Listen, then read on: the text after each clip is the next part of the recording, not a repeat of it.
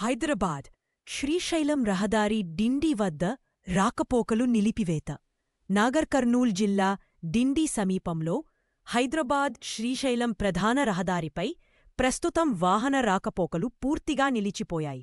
డిండి వాగులో నీటిమట్టం పెరగడంతో అధికారులు ట్రాఫిక్ను నిలిపివేశారు.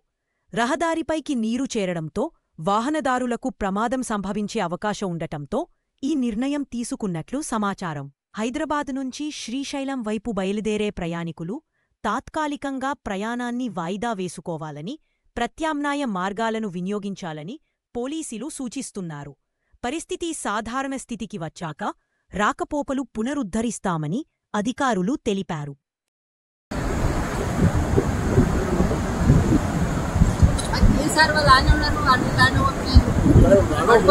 లాస్ట్ ఉన్నారు.